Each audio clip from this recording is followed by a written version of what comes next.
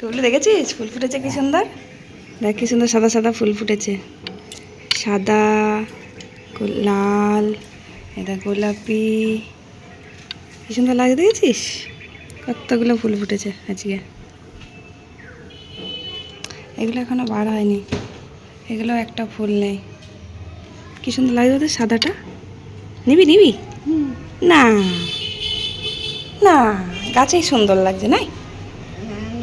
না, তুমি ত্যাগ করে ছিঁড়ে ফেলবা। থাক, চলে আসো। Good morning. আজকে সাত সকালেই বৃষ্টি আরম্ভ হয়ে গেছে, এক্ষুনি বৃষ্টি আরম্ভ হয়ে গেছে। সকালবেলা আজকে রোদও হয়নি, কালকে এত রোদের জোর হয়েছিল যা কালকে কাঠগুলো তারপরে পাটকাঠি পুরো খটখটে করে শুকিয়ে নিয়েছি। কালকে তো রান্না বান্না ছিল না, রান্নার ছুটি পেয়েছিলাম কালকে। আজকে আবার রান্না করবো, আমার কাজ হয়ে গেছে সব, এবার নিচে যাবো। মা মনে হয় ভাত বসাচ্ছে, হাঁড়িতে মাটি দিচ্ছে, আমি যাই দেখি নিচে যাই, আমার কাজ হয়ে গেছে। আজকে তো রবিবার, সকালবেলা বৃষ্টি হলে ভালো লাগে না। সকালবেলায় বৃষ্টি, আজকে আমি অনেকগুলো জামা কাপড় কাচবো ভাবলাম, কালকে যা রোদের জোর দিয়েছিল ভাবলাম যাক বর্ষাকালটা গেল। ও বাবা, সকালবেলা আবার বৃষ্টি শুরু হয়ে গেল টিপ টিপ টিপ করে। তো সকালবেলা ঘুমতে করে দেখলাম আকাশটা পরিষ্কার, এখন আবার দেখছি অন্ধকার করে আসলো। কি বলবো বলো তো। নিচে যাব দেখি, কালকে বেশ রান্নার ছুটি পেয়েছিলাম, শুধু ভাত করেছিলাম, ব্যাস আর তো কিছু করতে হয়নি। তরকারি তো ওপরে শুধু পোস্ত সেদ্ধ। চলো গুবলুর আগে ছুটি, স্কুল নেই রবিবার, চলো নিচে যাই। কিন্তু সকালবেলা বৃষ্টি হলে ভালো লাগে বলো দেখি, চলো নিচে চলো। আয় চলো, তুমি নামো, তুমি আগে নামো, আস্তে আস্তে নামো, চলো পড়ে যাবি আস্তে। কত জামা কাপড় কাচার ছিল, বৃষ্টি আসলে কি করে কাচবো। স্কুল ড্রেস কাচতে হবে দাদার, কালকে তো পঞ্চমী ছিল কাচতে পারিনি, পরশু দিনকে রথযাত্রা ছিল কাচিনি, হ্যাঁ আজকে না কাচলে কাল আবার স্কুল আছে, পড়তে পারবে না রে। চলো। ভাগ্যিস কালকে রোদে সব পাটকাঠি কাঠগুলো সব শুকিয়ে রেখে দিয়েছিলাম। আজকে দেখো রান্না করার কোনো অসুবিধা নেই, অনেক কাঠ রয়েছে, পাটকাঠি আছে। আর কালকে তো ওই যে পঞ্চমী ছিল, রান্না করতে ছিল না, রান্না বলতে ভাত তো করেছিলাম, দেখলেই তো তোমরা, শুধু ভাত আর আলু চচ্চড়ি করেছিলাম। আবার আজকে রান্না, তবে একটা দিন রান্নার ছুটি থাকলে বেশ ভালোই লাগে। দেখি সামনের পঞ্চমীতে আবার রান্না করতে নেই, তখন আবার রান্নার ছুটি পেয়ে যাব, তখন মানে ভালো লাগে ঠিকই, কিন্তু সারাদিন ওই শুয়ে বসে থাকতে ভালো লাগে না, রান্না থাকে না, কাজ থাকে না, সারাদিন সেই বসে বসে ফোন দেখা, যেন ঘুম পায়। দিনের বেলা ঘুমোলেই যেন আমার কেমন লাগে, ঘুমোতে ইচ্ছা করে না দিনের বেলা। দুপুরবেলা ভাত টাত খাওয়ার পর ঘুমোই না, মানে এডিট করি, একটু এডিট করতে করতে যখন ঘুম পেয়ে যায় তখন ওই 15 মিনিট মতন 10 মিনিট মতন ঘুমিয়ে পড়ি, ব্যাস। তারপর আর ঘুম আসে না। আর যদি একবার কোনো চেঁচামেচি আওয়াজে ঘুম ভেঙে যায়, আমার খুব পাতলা ঘুম, একবার যদি চেঁচামেচির আওয়াজ পায় না তাহলে আমার ঘুম ভেঙে যায়, কিছুতেই ঘুম আসে না। রাত্রেবেলা ওরকম হয়, ওই ওপরের তো ধরো সিঁড়ির কাছে দরজা নেই না, আর নিচে থেকে বেড়ালগুলো ওপরে চলে আসে, দিয়ে মিউ মিউ করে, এসে এটা ফেলে সেটা ফেলে আওয়াজ করে, ব্যাস ঘুম ভেঙে গেলে রাত্রেবেলা আমার আর কিছুতেই ঘুম আসে না। দুপুরবেলা তো এমনি ঘুমাই না, যেদিনকে ধরো একটু ঘুমোতে ইচ্ছা করে বা ঘুম পায় তখনও তাই। আমার বড় ছেলে যদি কোনো আওয়াজ করে, চেঁচামেচি করে, বা দোকানে ধরো খদ্দের আসলো ডাকছে, ব্যাস ঘুম ভেঙে গেল, আর ঘুম আসবেই না কিছুতেই, এরকম খুব পাতলা ঘুম আমার।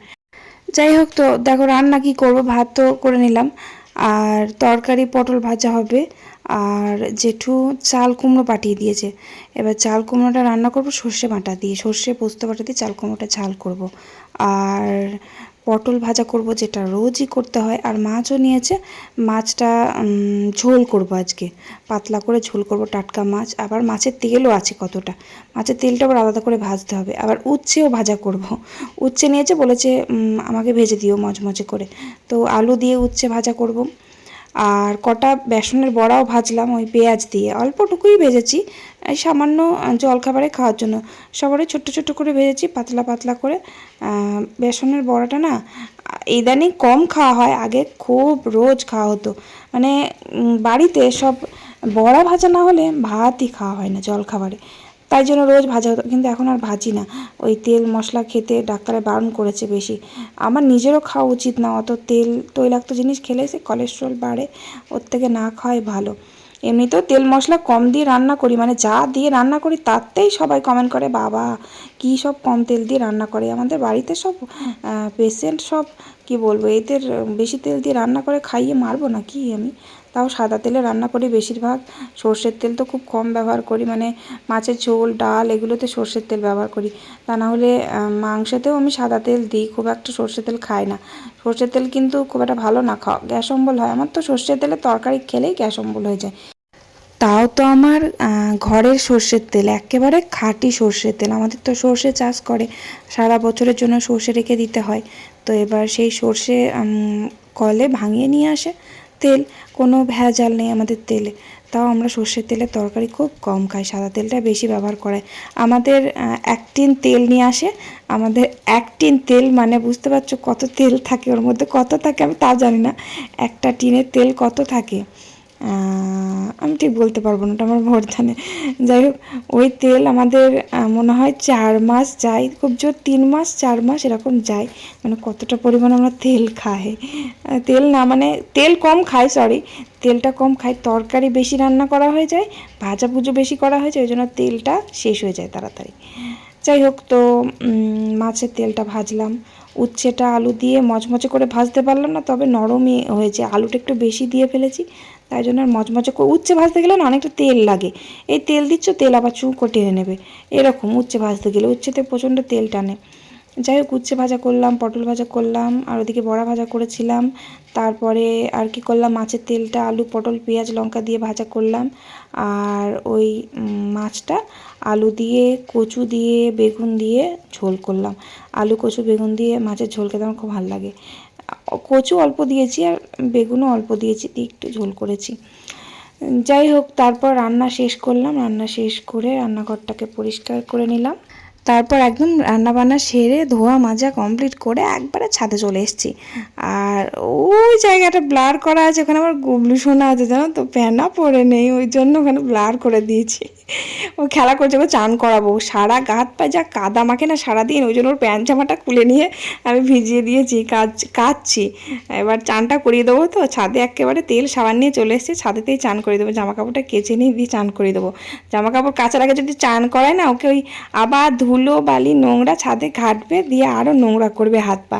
তাই আমি জামা কাপড় কেচে নিয়ে ওকে চান করিয়ে নিচে নিয়ে চলে যাব। যাই হোক, জামা কাপড় কাচলাম। আজকে না কাচলে হতো না জানো তো, কালকে বড় ছেলে স্কুল আছে, আর রথের দিনকে কাচাকুচি করতে পারিনি। তারপরে আবার পঞ্চমীর দিন কাচাকুচি করতে নেই, তাই জন্য 2 দিন কাচতে পারিনি। স্কুল ছুটি ছিল অথচ কাচতে পারিনি। আর স্কুল ড্রেসটা এত নোংরা হয়েছে, না কাচলে নয়, মানে এত নোংরা। আমি তো মানে যেদিন পরে সেদিনকেই নোংরা করে ফেলে।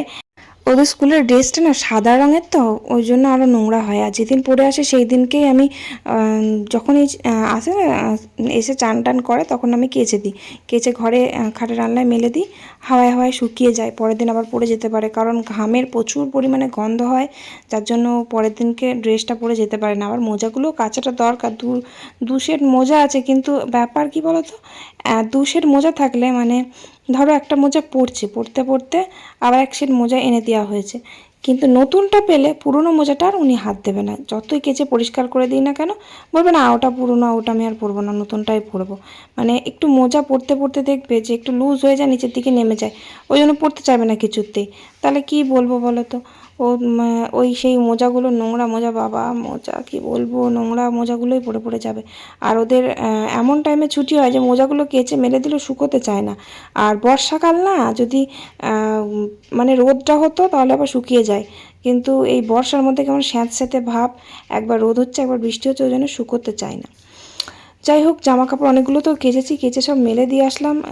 রোদ না হলেও কেমন একটা গরম, প্রচণ্ড দম ধরে আছে, একেবারে খুব গরম লাগছে। ছাদে তো পা ফেলা যাচ্ছে না, কিন্তু রোদ না হোক, কিন্তু গরম প্রচুর, ওই গরমের তাপেতেই শুকিয়ে যাবে। তারপর চান করলাম, চান করে খেতে বসলাম, খাওয়া দাওয়া করে নিলাম। আর বিকেলবেলা গাছে একটু সার দিলাম। এটা হচ্ছে যে ফুল ফল হবে, ওই জন্য পটাশ দিলাম, এটা লাল পটাশ। যারা ধরো বাড়িতে গাছ টাছ লাগায়, ফুল আসছে না, অনেক দিন ধরে গাছ যত্ন করছে অথচ ফুল ফুটছে না, গাছটা বাড়ছে না, এই পটাশ দেবে। পটাশ দিলে না ফুল ফল ধরে রাখার ক্ষমতা রাখে। পটাশটাই এই খাবার, এটা হচ্ছে গাছের খাবার, এটা খাবার না দিলে গাছ বাড়তে চায় না। যাই হোক আমার শিউলি গাছ, এটা শিউলি গাছটা লেগে গেছে, এই গাছটায় দিলাম একটু। আর ওই লঙ্কা গাছে প্রচণ্ড ফুল এসছে কিন্তু থাকছে না, ফুলগুলো ঝরে যাচ্ছে, ওই জন্য পটাশ দিলাম। আর আমার ড্রাগন গাছে এখন দেখছি আর ফুলটা নেই, মানে ফল যে কটা আসার এসে গেছে আর কিন্তু ফুল ধরেনি একটাও, তাই জন্য আমি ড্রাগন গাছেও কয়েকটা পটাশ দিয়ে দিলাম। মোটামুটি আমার ছাদে যা গাছ আছে সব গাছেতেই একটু করে পটাশ দিয়ে দিয়েছি। গোলাপ গাছেও দিয়েছি, গোলাপ গাছের কচি কচি ডালপালা বার হচ্ছে, তবে গোলাপ গাছটা আজকে অন্য বালতির মধ্যে দিয়ে দেবো, গাছটা প্রচণ্ড বড় হয়েছে তো ওই জন্য গাছটা অন্য বালতিতেই দিয়ে দিলাম, কারণ শিকড় বাড়ছে, এবার ছোট জায়গার মধ্যে রয়েছে তাই বড় বালতির মধ্যে দিয়ে দিলাম তুলে। এবার ভাবছি শীতকালে সারা ছাদ ভরিয়ে ফেলবো ফুল গাছেতে। আগেরবার তোমরা দেখেছো কত ফুল লাগিয়েছিলাম, সেই রক্তগাঁদা যেটা বলে ওই গাঁদা বেশি লাগিয়েছিলাম, তারপরে